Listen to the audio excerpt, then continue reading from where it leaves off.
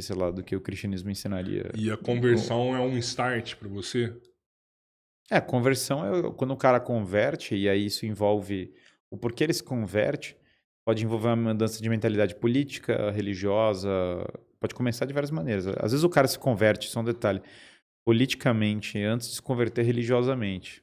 Acontece. Funciona também.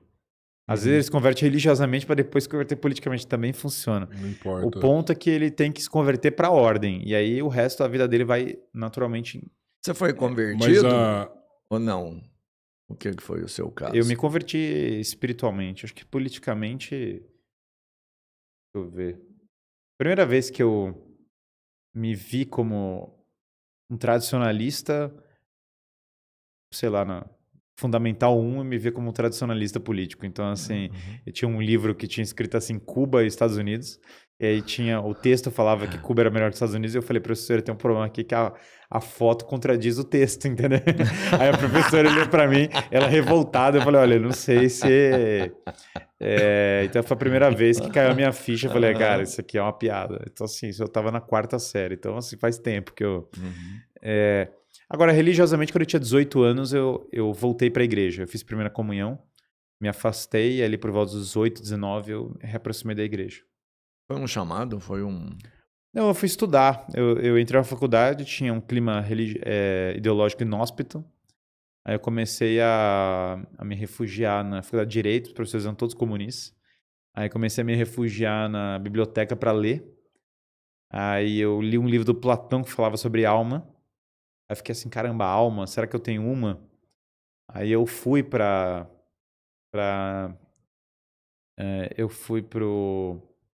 São Tomás de Aquino, e aí tinha a prova da existência de Deus. Aí eu li aquilo e eu falei, caramba, Deus existe, né? E agora? Aí quando eu falei Deus existe, aí eu peguei minha Bíblia da primeira comunhão, que era a última coisa que eu tinha de religião, comecei a ler. E aí fui seguindo, aí voltei a ir à missa, voltei a fazer a... São Tomás prova que Deus existe, né? Ah, sim, sim. Sim, muito bem. Bem, por sinal, muito bem demonstrado. Como que ele faz para mostrar? Claro, veja, a forma, você tem que entender o seguinte, todas as coisas para Aristóteles, elas estão em movimento. O movimento que ele fala não é um movimento só mecânico, isso aqui é um movimento mecânico, não é um movimento vetorial, por exemplo, que a gente pensa na física moderna. Mas ele está chamando de movimento tudo que é passagem da potência ao ato. Então, você tem algo que pode ser, passa a ser, isso é um movimento. Então, uma coisa poderia esquentar, esquenta, passagem da potência ao ato. Poderia cair, cai, e assim por diante. O pensamento, passagem de potência ao ato, não é um movimento mecânico. Pensei uma coisa, nada se moveu do ponto de vista mecânico assim imediato, mas saiu da potência ao ato, né? Todas as coisas estão em potência ao ato o tempo todo. O universo está em constante movimento. Não é estático, né? Todas as coisas estão em movimento e tudo que você analisa, de todas as análises que você faz, está tudo em transformação. Só que aí tem um ponto. O mundo inteiro está numa sequência de P para A, potência para ato. Toda hora tudo está passando de P para A. Só que se a sequência causal começasse em P, ela não poderia, por quê? Porque tem um outro ponto que é, uma coisa só passa da potência ao ato quando tem algo em ato fazendo ela passar da potência ao ato. Então, por exemplo, para que o copo caia, o copo pode cair. Ele não cai por conta própria, se não tem uma outra coisa real em ato fazendo ele cair. Então, eu tenho que ir lá empurrar o copo. Todos os fenômenos têm algo em ato que faça aquela potência passar para o ato. Para eu conseguir pensar, eu tenho que ter um cérebro trabalhando. Para, sei lá, essa água esquentar, vai ter que ter alguma força agindo sobre ela. As moléculas vão ter que agitar de alguma maneira, alguém vai ter que agir sobre ela. Então, todas as coisas têm que ter algo real. A pura potência não faz a potência se atualizar. O fato do copo poder cair não faz com que o copo caia per se, e assim por diante. Então, uma potência não se atualiza por conta própria. Então, a sequência PA, ela tem que começar em A. Do contrário, não tem sequência.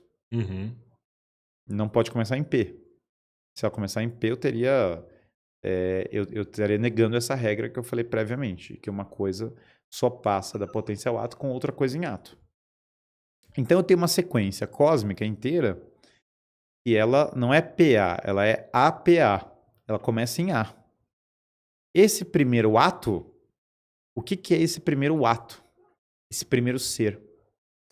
Veja, ele é o originador da sequência causal cósmica, porque ele é o primeiro item. Ele é anterior à matéria, porque ele gerou a matéria.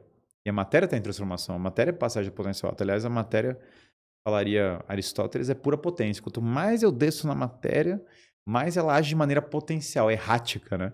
Ela é estranha, quanto mais eu vou descendo nela. Por quê? Porque ela é potencial, que é mais flexível, né? Uma célula ou um corpo inteiro concreto.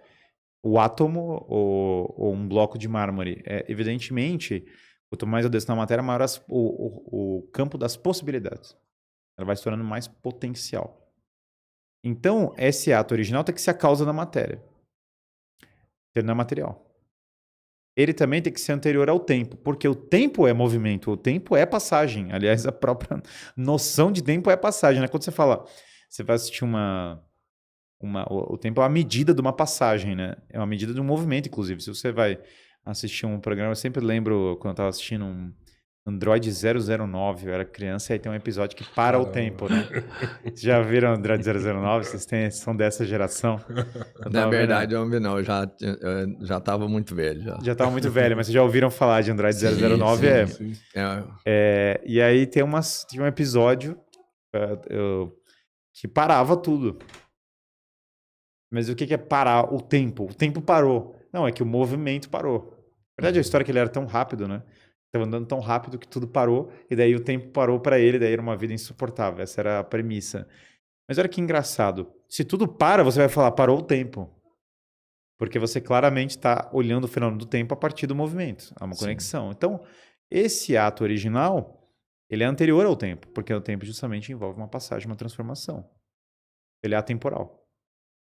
Ele também é um princípio de ordem. Por quê?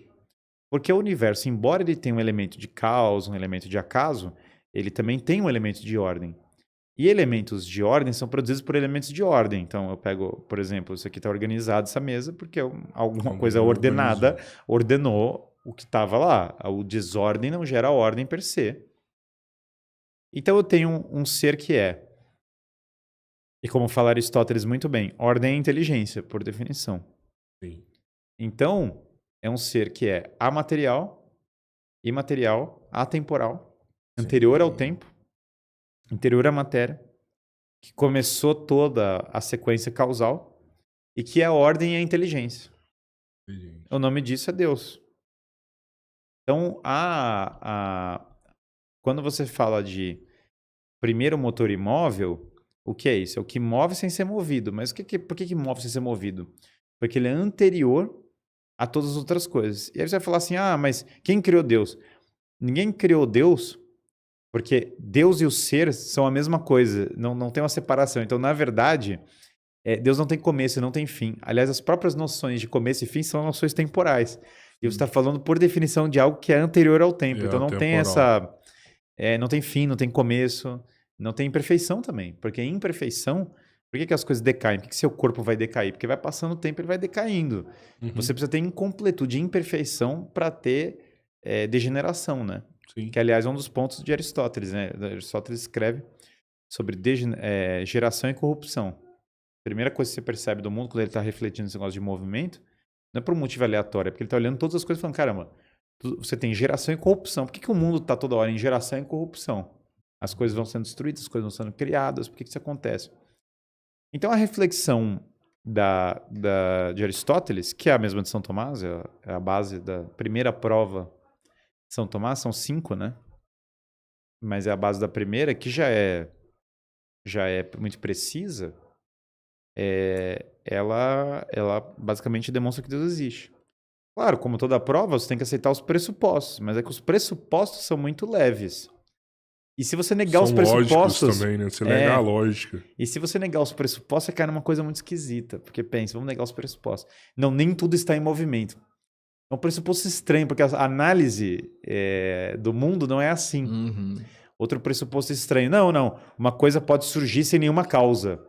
Mas aí a anticiência é absoluta. Você caiu na negação da realidade quase que absoluta, porque as coisas não têm causa. Aí isso é a negação da razão mesmo. Você está dizendo que as coisas acontecem sem princípios reais. Elas acontecem por princípios hipotéticos.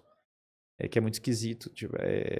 Então, todas as leis da lógica e tal. Então tem o David Hume nega a prova da existência de Deus. Mas como que ele nega? Ele fala, não tem causalidade. Aí você fala, mas tem causalidade do quê? Ele fala, nada, não existe causalidade. Beleza, aí você vira o woke também, porque daí também não tem... Aí também não tem mais... do David Hume até o woke é uma questão de... Você espera aqui no relógio e espera até chegar lá. Porque se você nega a causalidade, o efeito final é o relativismo total. Sim. Tudo é relativo. Por isso que não é aleatório. Quando você nega a existência de Deus, as pessoas vão caindo no caos crescente. Porque você tirou um princípio de ordem, a desordem vai crescendo, né? Sim, total. Não tem um paradigma. E é interessante, sempre quando a gente chega num ponto desse, a questão não tem como provar Deus, né? Não tem como você fazer alguma coisa concreta com que essa existência seja provada. Bom, porém, isso é bem pra concreto. Ciência também não tem como não provar, falar assim, realmente não existe. Não tem como provar Deus do ponto de vista científico, mas tem como provar do ponto de vista físico. Foi o que a gente fez agora. Mas porque na ciência também não consegue comprovar a não existência, sabe? Um fato real que você fala. Que o objeto não se aplica. É que você está usando uma ferramenta que não analisa o objeto. É impossível. É porque é anterior, porque você está falando de um item que é, por definição, um objeto de análise que é, por definição, anterior à ferramenta que você está falando. É igual a ciência tenta provar a ciência, é argumentar em círculo. Se você falar assim, não, por meio do método científico me prove que existe a ciência. Não tem como. A ciência pressupõe a lógica, a ciência pressupõe a ciência, a ciência pressupõe a matemática, a ciência pressupõe uma série de itens. A ideia de um conhecimento sem pressuposições é ridícula. A única coisa que você tem sem pressuposições são conhecimentos autoevidentes. Por exemplo, A igual a A. Mas tirando a tautologia lógica, você não tem conhecimentos autoevidentes. Os conhecimentos demandam uma explicação. E eles têm pressupostos. O pressuposto da ciência tem vários pressupostos. Não é que eu faço sem nenhum pressuposto. Mas imagina. Cara, eu acho incrível, assim, encontrar um filósofo e tentar entender a forma que ele pensou e ficar imaginando, assim, ele naquele momento